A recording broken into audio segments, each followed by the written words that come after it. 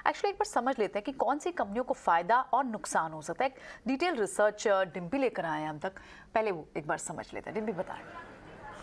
जो यूरोप में दिक्कत चल रही है एक्चुअली उसका कनेक्शन रूस से है, क्योंकि रूस की जो गैस है वो यूरोप में इस्तेमाल होती थी और रशिया और यूक्रेन के वॉर की वजह से वो गैस की सप्लाई कम हुई है। अब इन प्लांट्स या तो ये बंद हो गए हैं जो गैस बेस्ड प्लांट्स थे, या फिर उनका प्रोडक्शन करीब 50% तक कम हो गया। इससे क्या हुआ कि पूरा यूरोप और यूरोप से जुड़े हुए कई और देश और कई ऐसे प्रोडक्ट हैं उनमें थोड़ी उथल पुथल हुई है। मैं सिलसिलेवार तरीके से आपके सामने रखूंगा, लेकिन ये बात आपको अब अच्छे से लगी होगी पता कि रूस की जो गैस है उसने दिक्कत की है यूरोप में, और यूरोप की जो प्रॉब्लम्स हैं वो कैसे कैसे किसके लिए फ़ायदा और किसके लिए नुकसान पहुँचेगी, एक सिलसिलेवार तरीके से आपके सामने पॉइंट रखता हूँ। गैस की कीमतें पिछले एक साल में करीब 4 गुना से ज़्यादा बढ़ चुके हैं। हालांकि पिछले 2-3 दिन में नेचुरल गैस के प्राइसेस नीचे आए हैं, लेकिन उसके बावजूद भी ये 4 गुना से ज़्यादा गैस के प्राइसेस बढ़े हैं, जो कि ट्रेडिंग भी होती है, वहाँ पे गैस की ट्रेडिंग भी है। अब किसको फ़ायदा हो सकता है? रिन्यूएबल एनर्जीज़ वाली कंपनीज़ को बेनिफिट हो सकता है, जो ईपीसी कारोबार से जुड़ी है उन कंपनीज़ को बेनिफिट हो सकता है। इसके अलावा जो कंपोनेंट मैन्युफैक्चर्स कर सकते हैं उनको बेनिफिट हो सकता है, जो खासकर सोलर से जुड़े हुए हैं। तो कौन कौन सी ऐसी कंपनीज़ हैं भारत के हिसाब से जिनका बेनिफिट हो सकता है कि यूरोप में अपना कारोबार बढ़ा सकती हैं, क्योंकि वहाँ पे तो एनर्जी का क्राइसिस है इस समय जो गैस बेस्ड है। उसमें आप वेप्सोल engineering, Sterling, Wilson, Adani greens जिसके बारे में थोड़ी देर पहले चर्चा कर रहे थे, और टीडी पावर सिस्टम्स हैं जिसको फ़ायदा मिल सकता है। आते हैं मेटल्स पे क्या होगा। अगर प्रोडक्शन काम कम होगा और प्रोडक्शन बंद होगा तो ज़्यादातर मेटल कंपनीज़ वहाँ की हैं वो बंद हो रही हैं, जैसे कि एल्यूमिनियम का बहुत हद तक का मेटल्स वहीं पे प्रोड्यूस होता था, स्टील का है, जिंक का है। लेकिन इन सारी कंपनीज़ का अब अगर वहाँ पे प्रोडक्शन कम हो रहा है तो भारत या फिर कुछ और ऐसे देश जिन पे यहाँ पे किसी तरह की कोई प्रॉब्लम नहीं चल रही है और प्रोडक्शन अपने पीक पे चल रहे हैं, तो उनको बेनिफिट हो सकता है। एक और दूसरा सेगमेंट है वो है केमिकल्स का।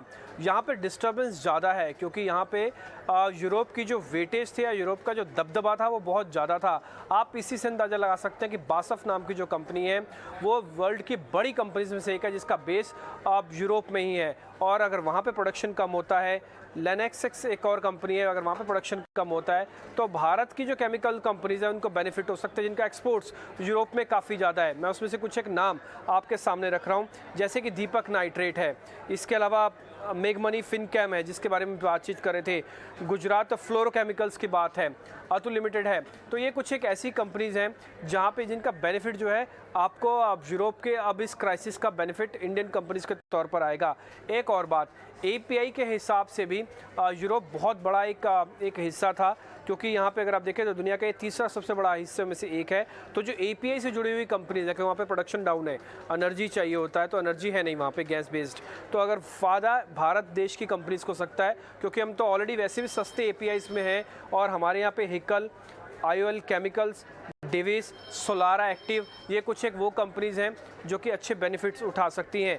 एक और चीज़, जब गैस नहीं होगी तो आपको एनर्जी कहीं ना कहीं से फुलफिलमेंट करनी होगी, तो उसके लिए कोयले की मांग एकाएक इंटरनेशनल मार्केट में बढ़ सकती है। तो कोल इंडिया भारत की एक ऐसी कंपनी है जो कि बड़ी कंपनीज में से एक है विश्व की, तो उसको एक बेनिफिट यहाँ पे मिल सकता है। इसके अलावा यूरोप में जो मैन्युफैक्चरिंग है कुछ एक कंपनीज़ की, मैं उसके नाम भी आपके सामने लेके आ रहा हूँ, और इसका फ़ायदा के साथ साथ कुछ नुकसान भी निकल के आएंगे। जैसे कि बालकृष्ण इंडस्ट्रीज़, यहाँ पे 55% वो कंपनी यूरोप में देती है।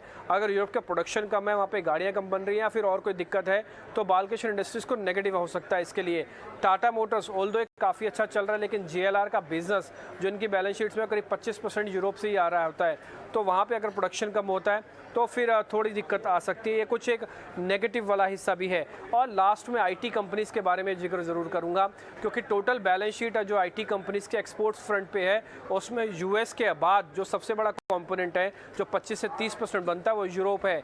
अगर वहाँ पे दिक्कत है, वहाँ पे प्रोडक्शन कम है, वहाँ पे इकोनॉमी में थोड़ा डिस्टर्बेंस है, तो इन आईटी कंपनीज़ को एक डबल प्रॉब्लम आ रही है, एक तो यूएस से और दूसरा यूरोप से, क्योंकि वहाँ पे भी रिसेशन की चिंता है और यूरोप एक नई प्रॉब्लम्स उनके लिए खड़ा हुआ है। तो इसलिए आईटी कंपनीज़ में थोड़ा संभल कर और बहुत ही सेलेक्टिव होकर ट्रेड करने की समय ज़रूरत है।